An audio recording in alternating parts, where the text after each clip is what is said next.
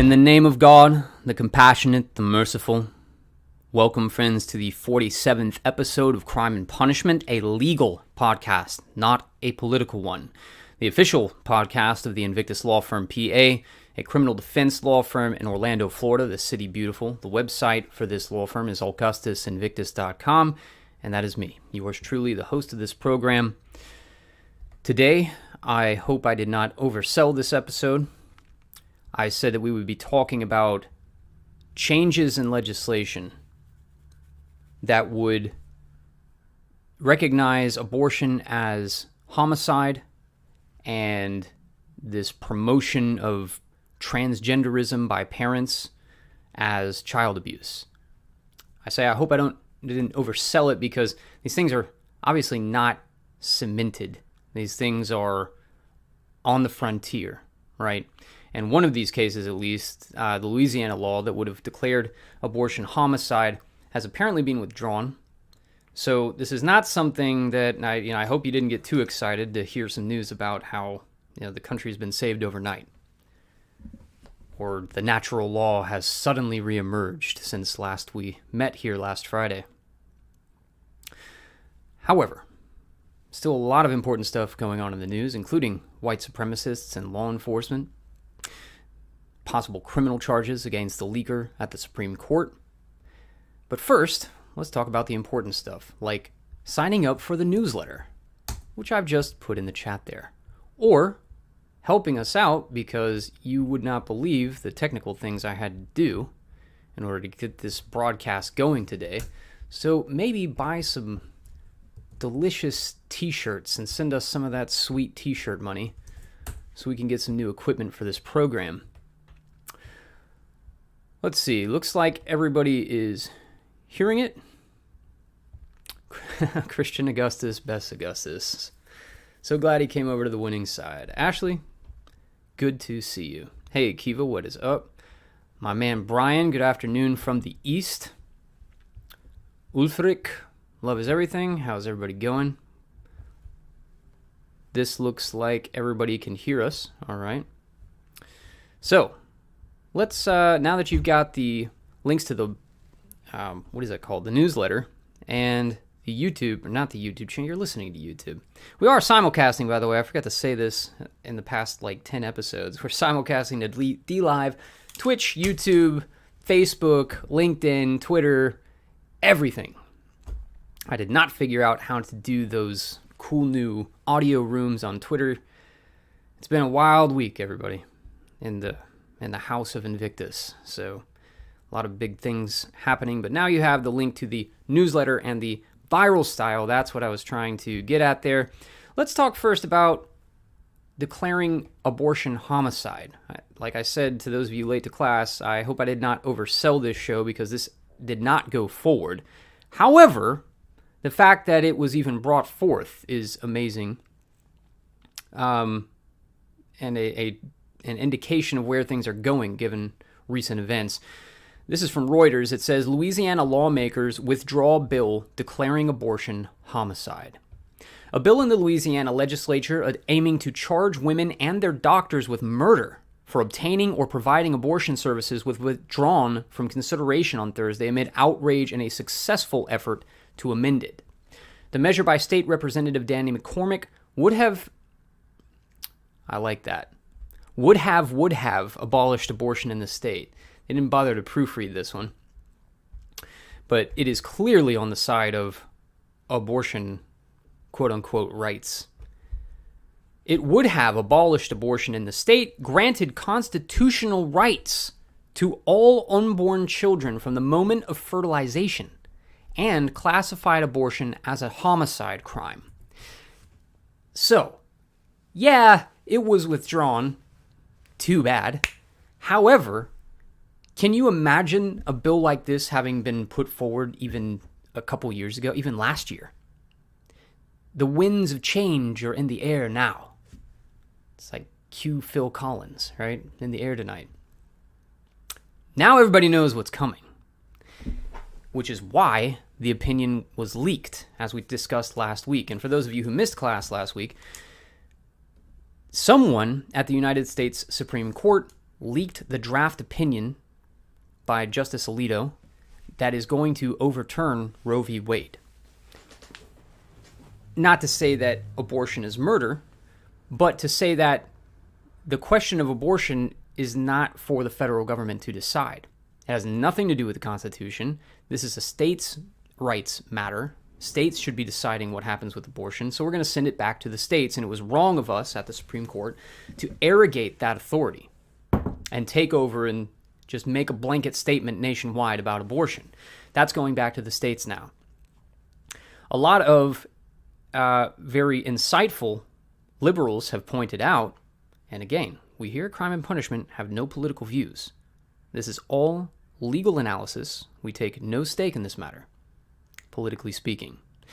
Some very insightful liberals have pointed out that overturning Roe v. Wade is opening the door for overturning everything else, saying the federal government arrogated this right and it should be sent back to the states, quote-unquote right to abortion. Well, what about sodomy?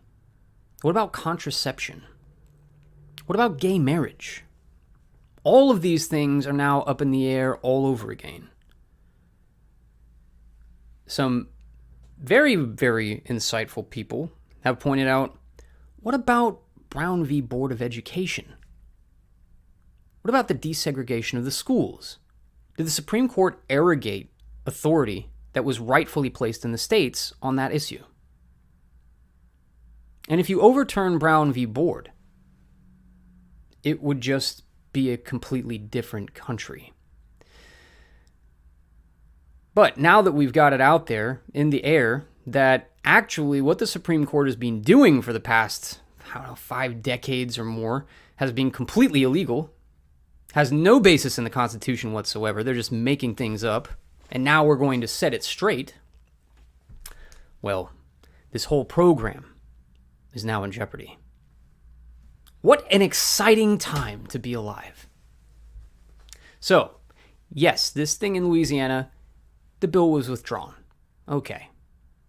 However, could you imagine a bill like that coming forward in our lifetimes?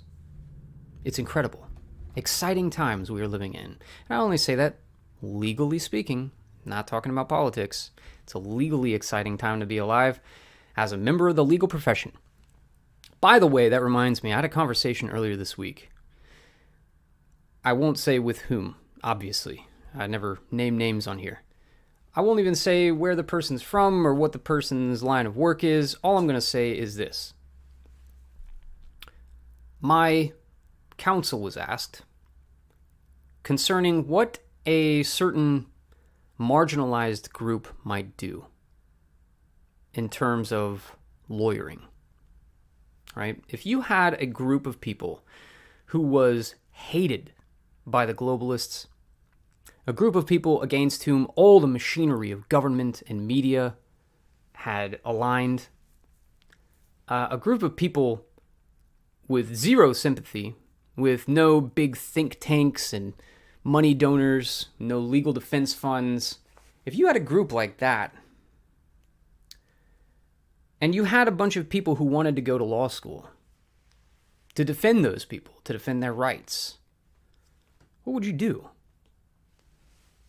And I pointed out that I had actually engaged that question before as a member of the legal profession, legal network for just such a marginalized community, which will, of course, remain nameless. And you find out real fast there are no Marxist organizations waiting to throw you millions of dollars. There's no SPLC or ACLU for such marginalized groups. There's no NAACP. There are no human rights organizations or advocacy groups or anything of the sort. You're not getting money from that. You're also not getting money from that marginalized group itself. These are comprised largely of very skeptical people, often pathologically skeptical people, who think that everybody trying to help them is a grifter. So that doesn't help. So I counseled that my position on this is the same as a lot of other attorneys who have tried to help such marginalized groups who shall remain nameless. And that is this. Forming some kind of think tank like the SPLC, some kind of blacklisting site that they've become. Originally, it was like a public interest law firm. Forming something like that is, in my opinion, basically impossible. If you don't have mega millions from Marxist organizations, it's not going to happen. Trying to run it genuinely grassroots, trying to raise money through this marginalized group itself for their own interest, that's not going to happen. Firstly, because the marginalization necessarily means that their fundraising capabilities have been destroyed. That was deliberate. And we pointed that out with this whole Russian thing where they're blacklisting anybody having to do with Russia from, Stripe, PayPal, Venmo, the banks. What did they kick Russia off? I forget the name. Swift, the banking messaging system. Just completely blacklisted them. This has happened before. It was not a surprise, or at least it shouldn't have been a surprise to anybody. The point of it is so that you cannot raise funds. If you can't raise funds, you can't hire lawyers. You can't do PR campaigns. You can't advertise on Facebook if you're not allowed to be on Facebook, so let's blacklist them from there as well. So that whole mode, that whole business plan of things, it's not feasible. And the conclusion that I and a lot of other lawyers helping such marginalized groups, who shall remain nameless, was that really the best thing you can do is run your own law firm, do your own business, and just help where you can. That's the situation we are in right now. I get a lot of people asking me about my advice on going to law school. My primary advice is keep your head down. Don't be the smart guy in the class raising your hand and starting fights all the time. That was me. You can ask anybody at my law school about it. I was the biggest son of a gun at that school. And that would not fly these days.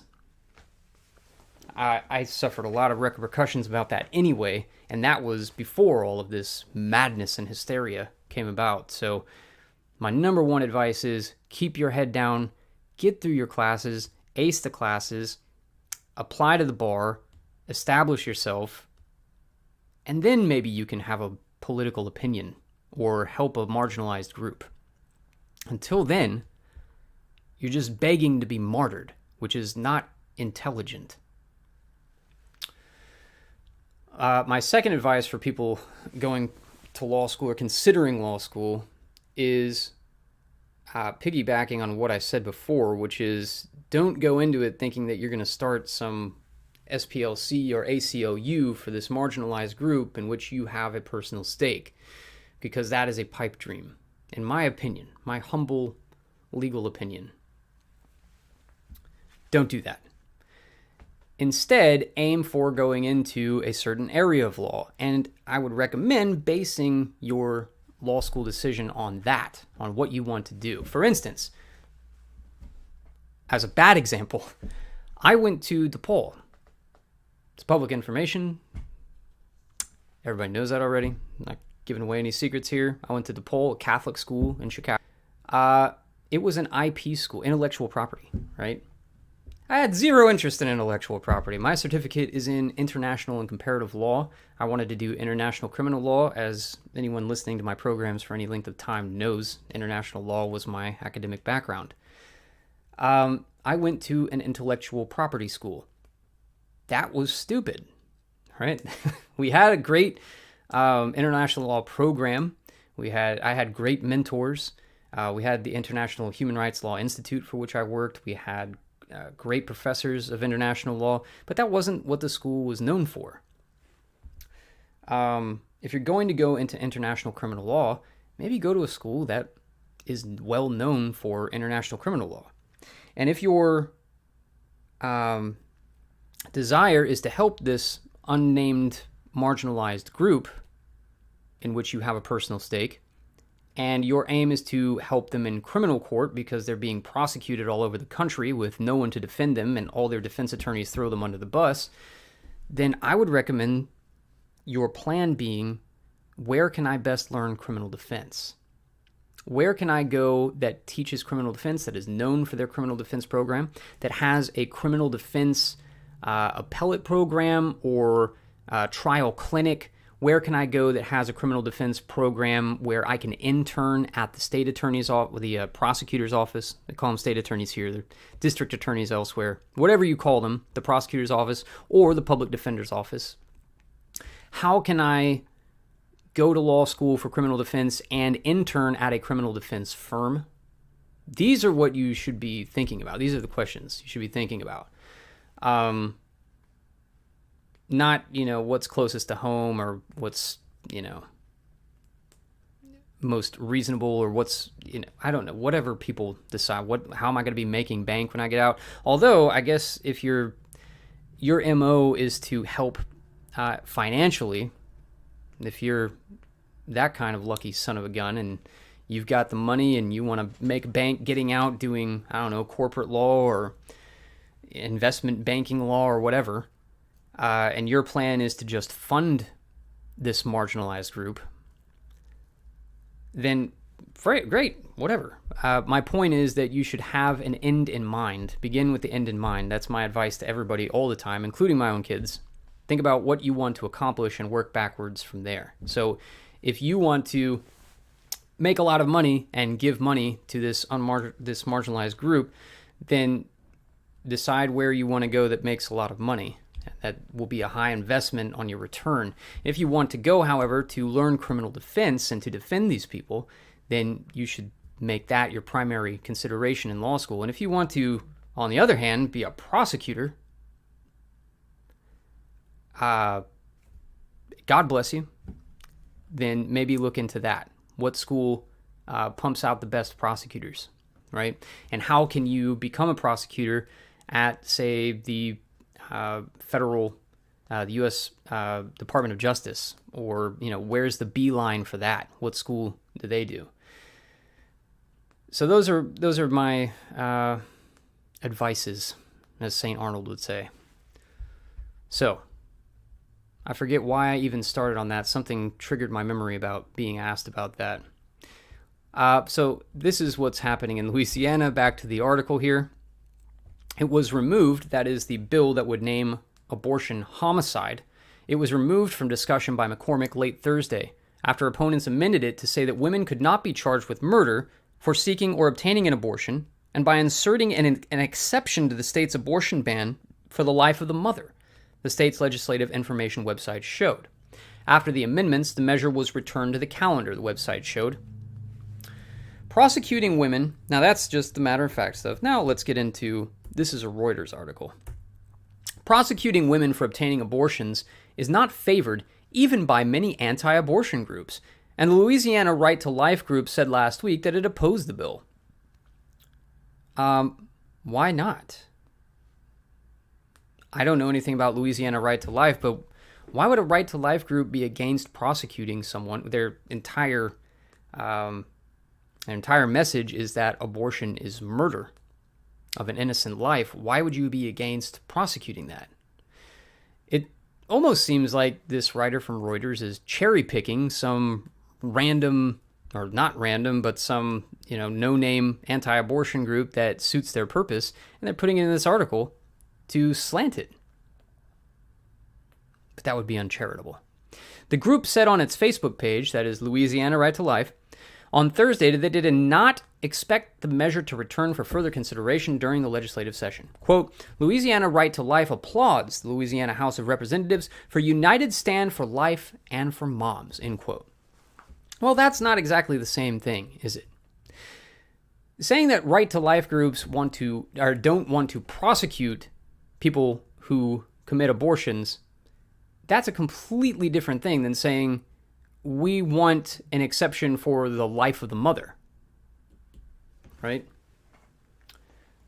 Two totally different things. This is a newspaper article, though, from Reuters, by the way. So, McCormick introduced the bill 2 days after a leaked draft ruling showed the U.S. Supreme Court poised to overturn the 1973 landmark Roe v. Wade decision that legalized abortion nationwide. The bill was one of a raft of proposals by lawmakers in conservative states to restrict access to abortion, and a sign of Republicans feeling emboldened by the leaked draft opinion. Such restrictions could go further than the so-called trigger laws, bans, and other regulations that will take effect in some 26 states should Roe be overturned. What a terrifying thought. Here's something even more terrifying.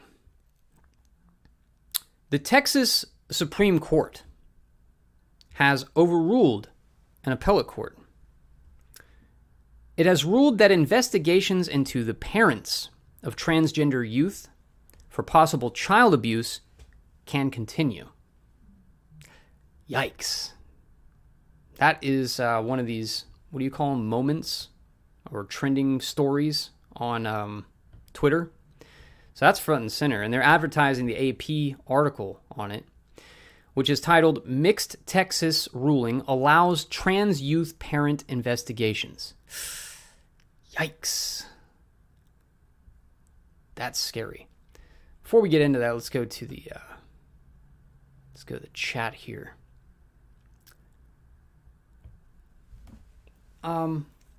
Just checking it out.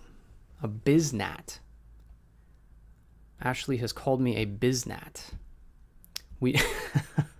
I didn't understand what that meant. We knew you were grifting and shut you down. Now we have exactly 0 lawyers who will help us. Success. Yeah, there's a serious disease in the right wing where they believe that anybody trying to do anything constructive is a grifter. It's just the wildest thing.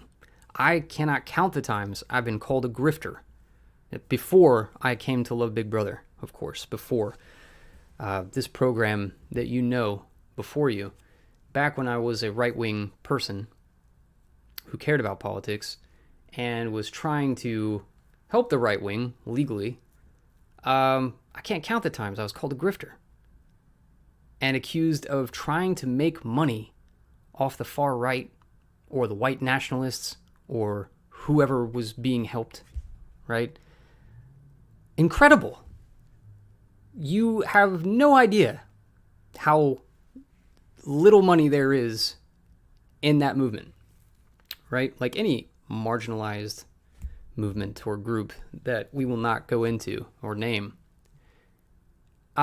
Comparing something like that, raising a few $1,000s for prisoners, which did not come to us, by the way, or raising a few $1,000s for legal fees. My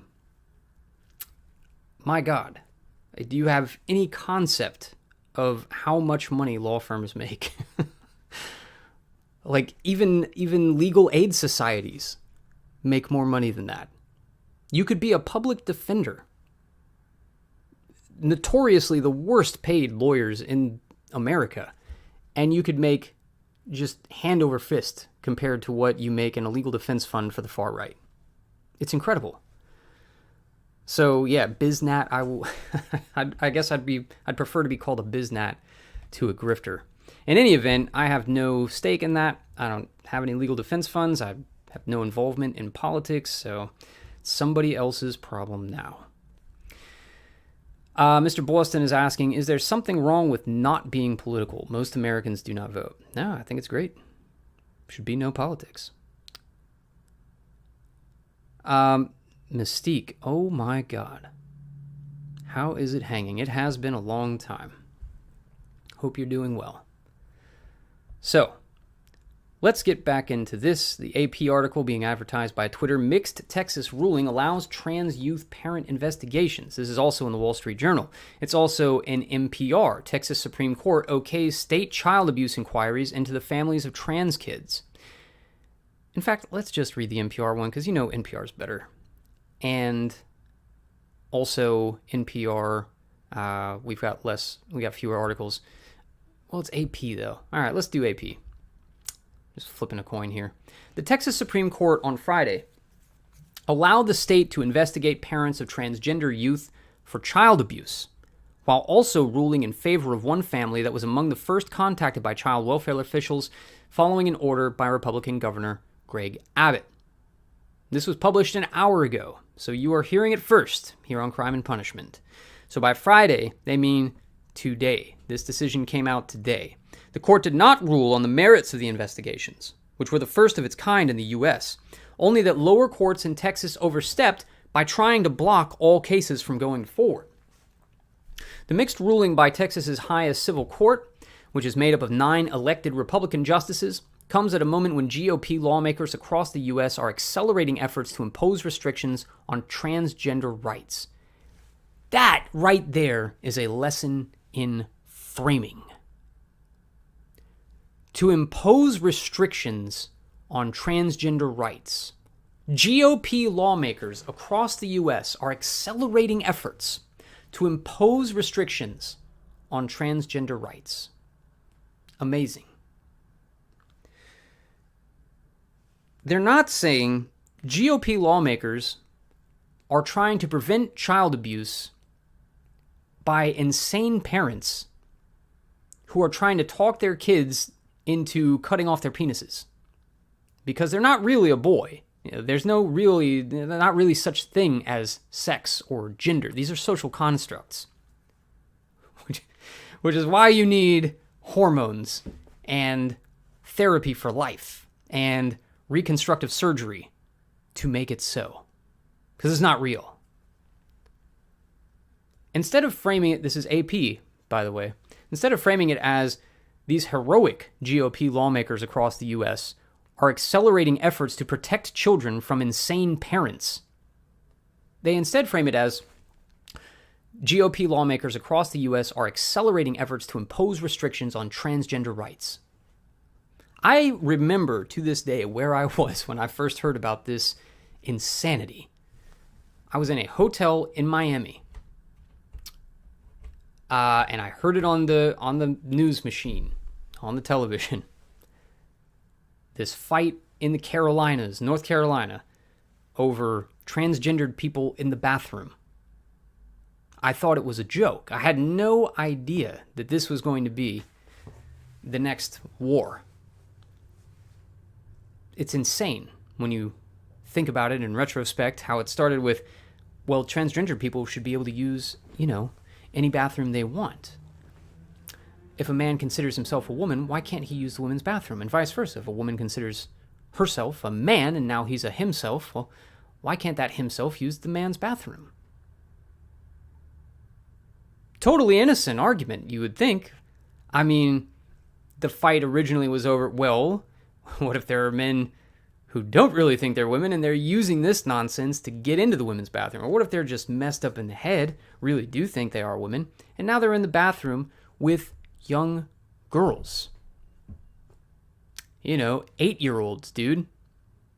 That was the original debate, by my recollection. And now we have come so far. This was 2016. 6 years later, we have an actual debate in this country over whether children 5 years old should be allowed to take hormones to change their sex and cut off their genitals. This is not a legal matter. This is absolute insanity. And yet, AP, you know what? I'm glad we read AP instead of NPR, because you know where NPR is going to go. AP has this air of neutrality, right? The mainstream media that is not being found out as extreme leftists, well, they're just neutral. They're just reporting the news, right? Wrong. When you have some phrase like this, GOP lawmakers across the U.S. are accelerating efforts to impose restrictions on transgender rights. They just keep going. Both parties in the lawsuit call the decision a victory. They just keep going. And you are left to not even think about the fact of what a loaded phrase that is. Restrictions on transgender rights. It's insanity. These are the same people saying that an unborn fetus is not really human and has no rights. However, a 4, 5, 6, 7-year-old has the quote-unquote right to determine what sex they are. I would get into discussions of Santa Claus, but this is a family program. Let's just say 4, 5, 6, 7-year-olds don't necessarily know certain things and probably shouldn't be entrusted to decide whether they are a boy or a girl against God and nature. Anyway, Lambda Legal, which helped bring the lawsuit against Texas on behalf of the parents of the 16-year-old girl, I don't know if that was pre-op or post-op, it doesn't say, called the decision a win because it put the state's investigation into their family on hold. Although the ruling does not prevent Texas from launching investigations into other families, the state would be foolish to do so now because those families could also seek an injunction, said Omar Gonzalez Bagan, counsel and healthcare strategist for Lambda Legal. Lambda Legal is this trans and gay legal organization that somebody thought it would be hilarious to put me on their mailing list. Thank you, whoever did that. I stayed on it for a while, thinking, well, maybe I'll get some news for discussion on crime and punishment, but it is just, it's as trash as you think it is. It's, like the SPLC holding themselves out as a law firm. It's a joke. It's a sick joke. So, sorry, it was a funny joke, but I unsubscribed eventually. I just couldn't bear it anymore. So, that's what's going on in Texas. Finally, some politician with sanity said, why are we pretending that this is anything but child abuse? If you haven't seen Doctor Strange 2, close your ears, or don't. I like those kinds of movies, especially Doctor Strange, because of the visuals, right? Doctor Strange, the first one, was just incredible visuals. Saw it in the theater. Thought, I'm going to do the same for the second, right? So I go to the theater for the second one. What in God's name? I won't get into America Chavez, the heroine of the movie, and all of that messaging.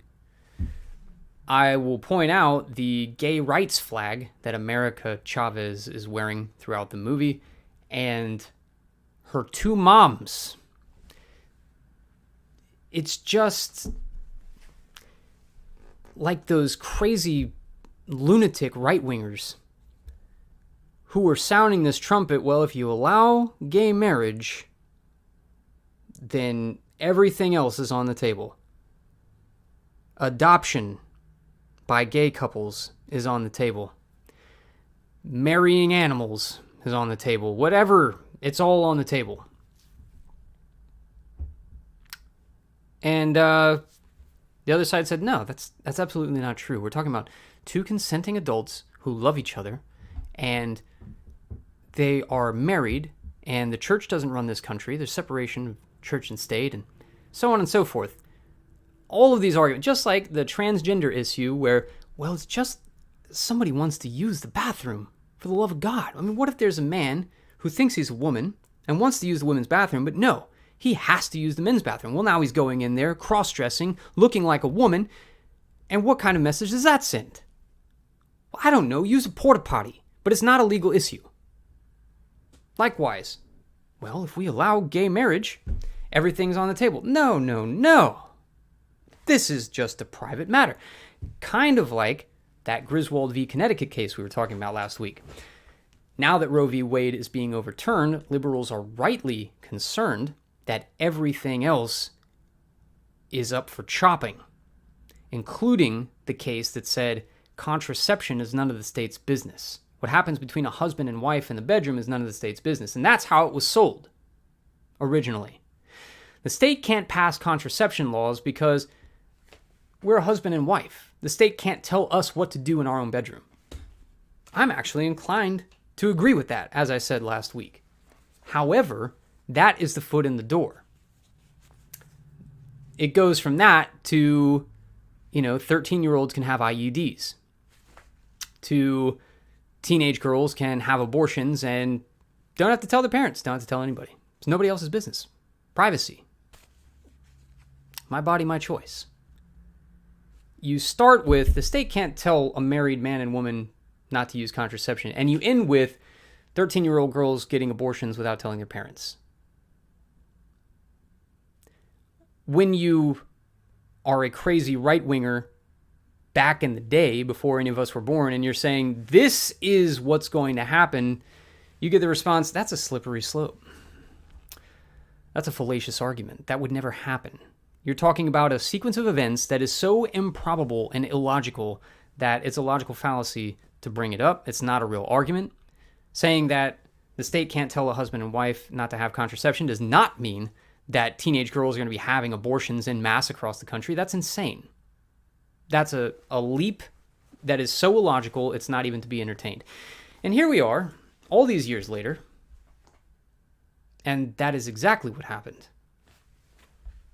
So, thank you, as I said, to the person who signed me up for Lambda Legal's newsletter.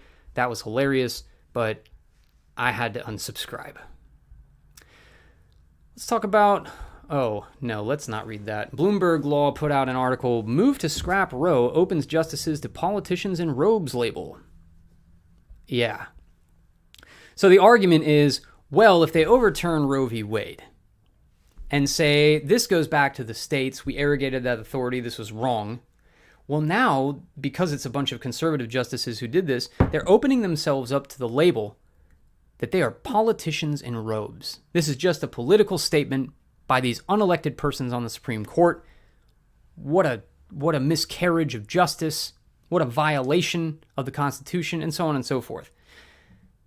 Amazing, because that's exactly what the Supreme Court was doing for the 50 years prior, right?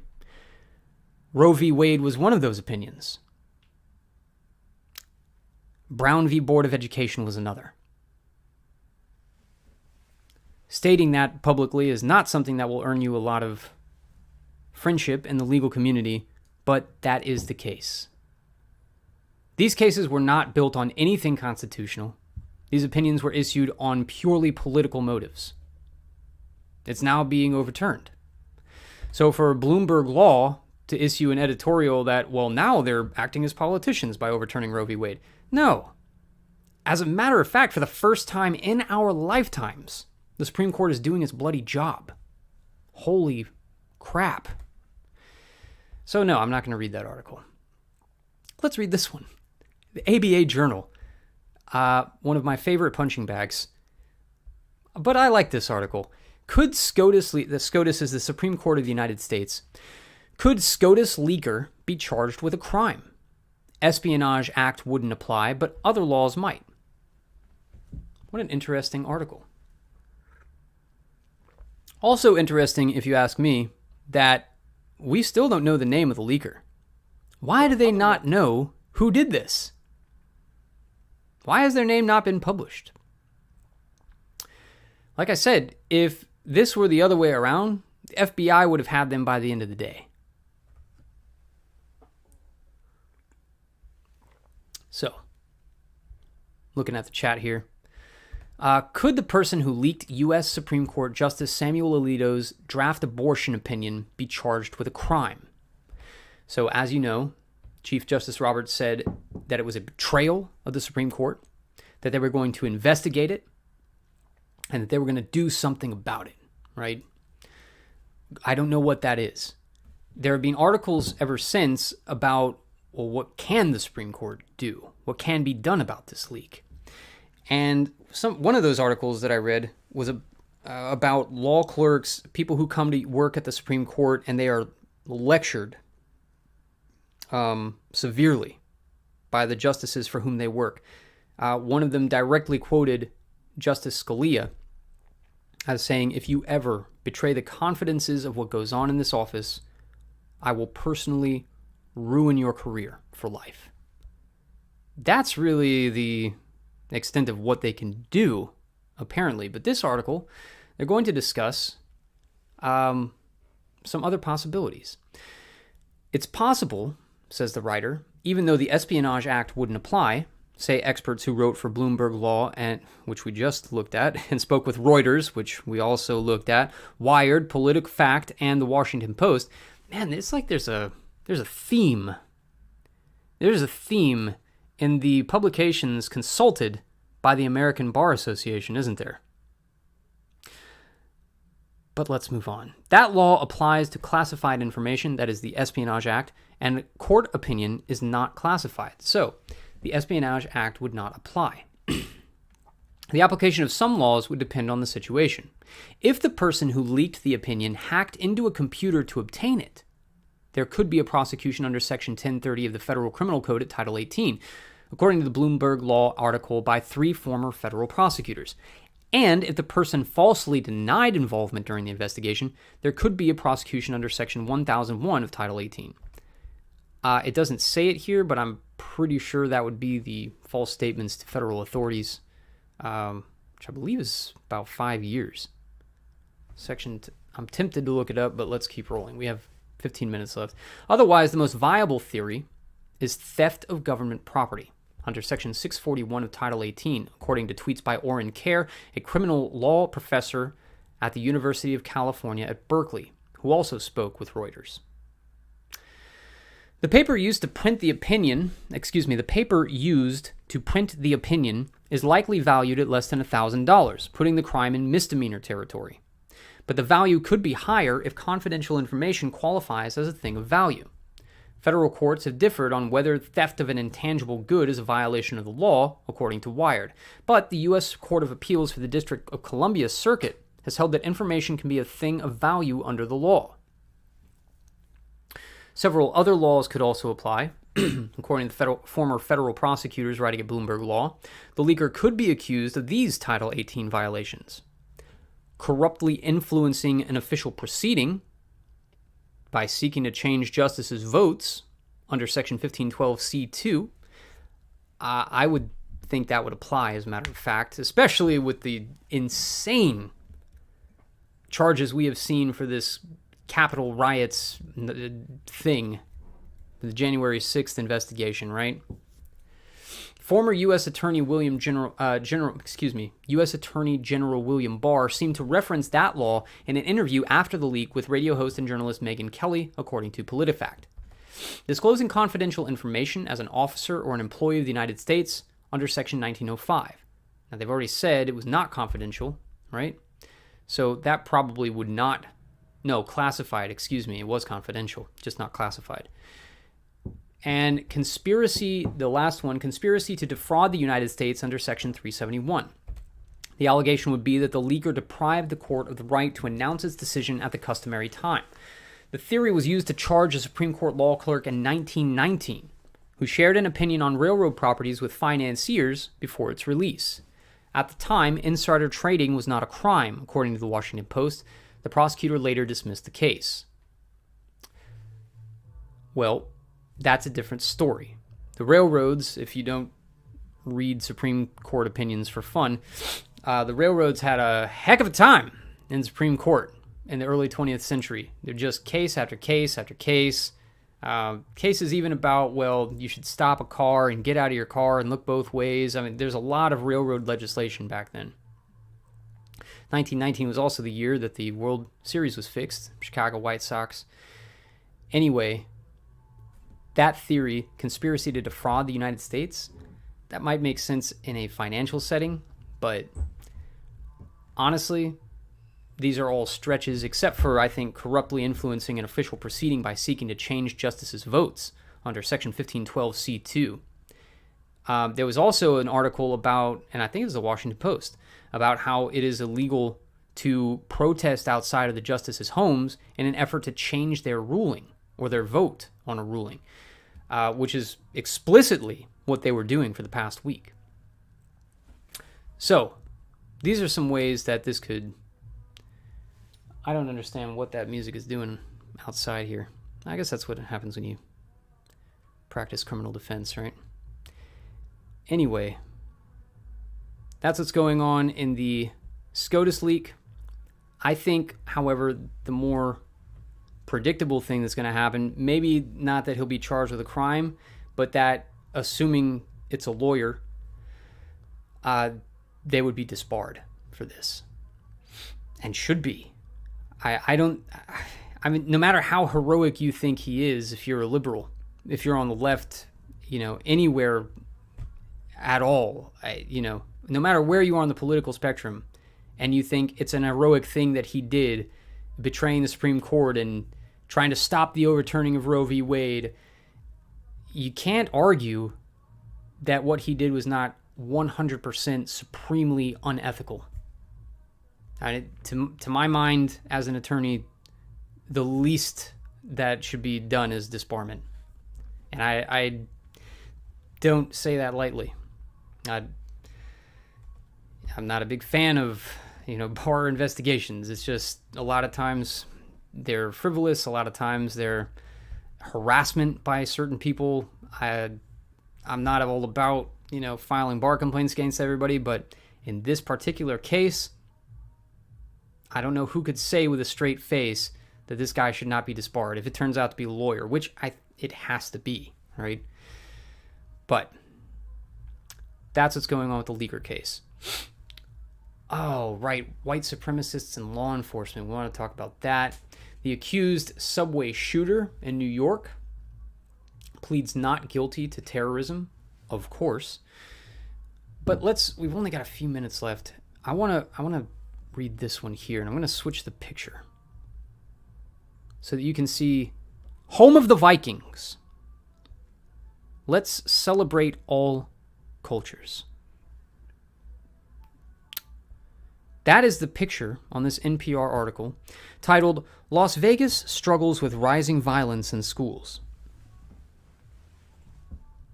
Of course, this is blamed on post-COVID, everybody coming back to school. They've been going to school online. They gotta relearn how to go to school.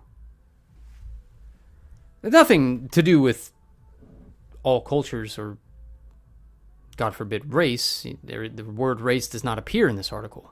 Or racial. It has nothing to do with race. Oh, who knows what it's about? After several days of classroom lockdowns when violent brawls broke out inside Desert Oasis High School in Las Vegas, Cherish Morgan had had enough. She began organizing parents and students to pressure the Clark County School District to crack down on expulsions, demanding more security and training for teachers. On the second day of the fighting in early March, I wonder if that means like BJJ.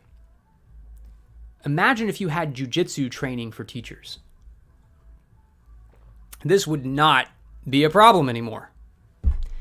I remember a few years ago, there was this, maybe it was the Parkland shooting. And the wake of that, there was a discussion of whether teachers should be allowed to go to school armed.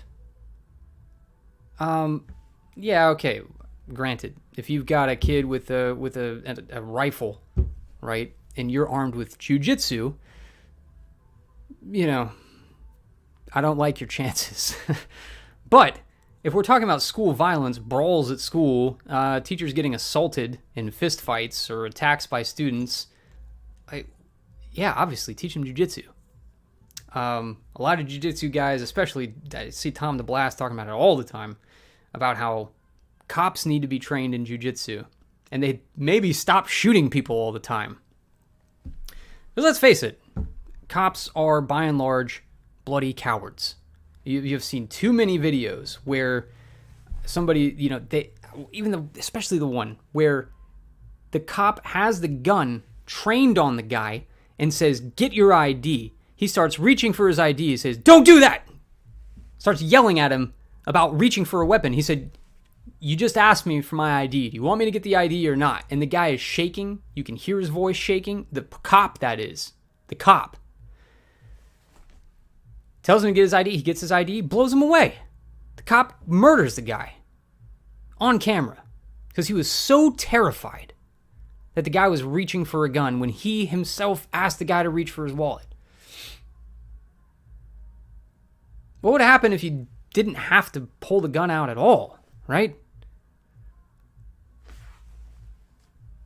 Anyway, this is about teachers, not about cops. I could rant about officers of the law all day. Morgan recalls standing outside the school on the sidewalk, frantically texting her 17-year-old daughter who was trapped inside. It's terrifying when you're out here and you're like, I know where she is. I could just go grab her. She would be safer with me if I could just go get her, she said. This is Desert Oasis High School in Las Vegas. Sounds like the school in Cobra Kai. Two middle-aged dads accidentally start a gang war. Anyway, in the world of Vegas, violence has long been a problem. The mafia put this town on the map, after all. Wow! That could possibly be the most racist thing I've ever heard out of NPR. But since the pandemic, things have been especially tense, with violent threats, harassment, theft, assaults, and guns increasingly spilling into places many once thought safe. How is this happening? No idea. NPR has no idea what's going on in these schools. Teachers are on edge, and learning is being sidelined. Well, it's clearly the pandemic's fault, right? In interviews with staff, students, and parents, many pointed to the fact that kids went into virtual learning for a full year and 3 months during the pandemic, causing a lot of social isolation. Las Vegas's economy is also being hit hard by the pandemic, with mass layoffs and shutdowns in the entertainment industry. So a lot of kids experienced added stress at home. Well, clearly that's what's wrong in this country. The pandemic has turned kids into feral animals. There's a subsection here in another, not a headline, but a subline, I guess. Violent crime is also up generally in major cities. I wonder why. It must be the pandemic. Added stress from being home for so long. Las Vegas schools, this is another heading. Las Vegas schools went virtual longer than most. This clearly explains the rising violence in the Las Vegas high school. Just isolation.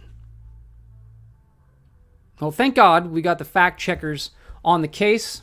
They can tell us this has nothing to do with anything you might think it has to do with about. Anyway, here's the newsletter, just posted in the chat. If you're listening on DLive, Twitch, Facebook, LinkedIn, etc., do yourself a favor and go to YouTube, please, because that's where I post the links. I should probably post it in Restream so it goes to all of them. But I haven't. I'm on YouTube. So there are the viral style and the newsletter. Please go check them out. Help us get some new equipment here. That's all the time we have for the news today. But it has been real. Looking to the comments here on the internet machine. I see Mr. Boston is going off today. Guess we've touched a nerve, but for everybody else, Mr. Boston, maybe go to the gym today, man. Get some of that steam out. Everybody else, it's been real. We will see you next Friday. Till then, everybody stay in school.